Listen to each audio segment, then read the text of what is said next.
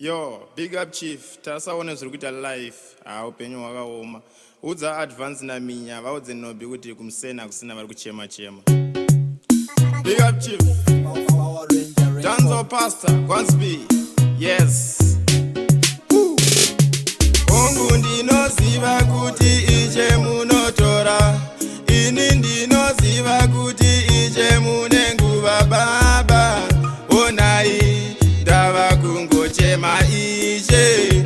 Onai misodzi yoyerera. Zvamakatora baba chiziya iwo maiko. Mukatora mai mati ndosara nani. Dai mapodza mai ndasara newani. Ko mukatora vese mati ndorarama sei. Ndarangarira paya baba vachitiudza kuti upenyu mutoro. Shandai nesimba mugowana zororo pamwe chete nemufaro. Endai kuchikoro mugoshandisa musoro. Iche ipaifoni ndimbovanzwa kawani. Ndivaudze kuti ndangosarawo babani. Kongu vakatizira mari zhinji nemotokari. Asi iche itai ndikuzivawo kwavari.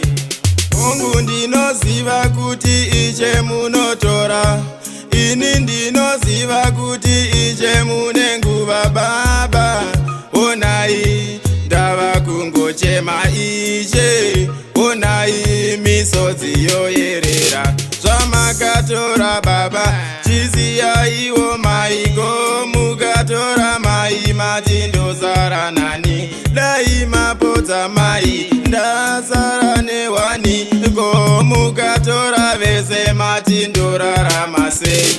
Ndarangarira paya baba vachitiudza kuti upenyu mutoro. Shandai nesimba mugowana zororo pamwe chete nemufaro. Endai kuchikoro mugoshandisa musoro. Iche ipaifoni ndimbovanzwa kawani. Ndivaudze kuti ndangosarawo babani. Kongu vakatizira mari zhinji nemotokari. Asi iche itai ndikuzivawo kwavari. Yo, big up DJ Chief, CMG Records out of Mvuma, Cornelius out of Shavane, DJ Q, Yai FM, big up Chikule Pamakwava, T Steve out of Denga, JB, she was a lot, Gwansby, Banzo Pastor.